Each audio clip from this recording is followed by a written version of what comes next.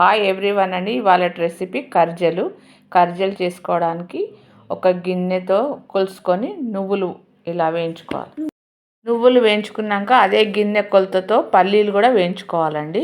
దోరగా వేయించుకోవాలి, మీడియం ఫ్లేమ్లో పెట్టి వేయించి చల్లారాక మిక్సీ పట్టుకోవాలండి.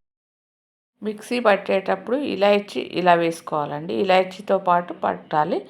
స్పీడ్గా తిప్పకూడదు. ఇలా ఒకసారి ఆన్ చేయాలి, ఆఫ్ చేయాలి. అలాగైతే పొడి పొడి వస్తుంది. నువ్వులు కూడా అలాగే ఆఫ్ చేయాలి, ఆన్ చేయాలి.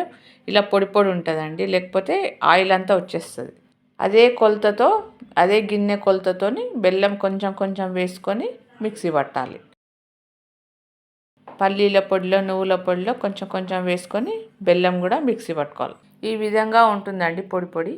గోధుమ పిండి తడుపుకోవాలి. గిన్నెలో వేసుకొని కొంచెం ఆయిల్ వేసి నీళ్ళు పోసి చపాతీ పిండిలాగా తడుపుకోవాలండి. తడుపుకున్నాక చిన్న చిన్న ఉండలు చేసుకొని ఇలా తాల్చుకోవాలి. ఇలా పూరి సైజు తాల్చుకున్నాక మనం మిక్సీ రెడీ చేసుకున్న నువ్వుల పొడి అది వేసుకొని స్టఫ్ వేసుకొని స్పూన్తో వేసుకొని ఇలా ప్రెస్ చేయాలండి, ఓపెన్ కాదు. ఇలా తర్వాత ఇలా కట్ చేసుకోవాలి. ఇలాగ ఉంటుందండి. అన్నీ ఇలాగే రెడీ చేసుకొని పెట్టుకోవాలి.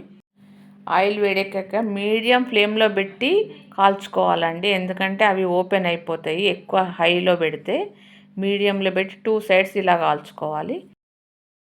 కర్జలు రెడీ అండి. ఈ వీడియో చూసి మీరు కూడా ఇలాగ వేసుకోండి. Please subscribe. Thank you.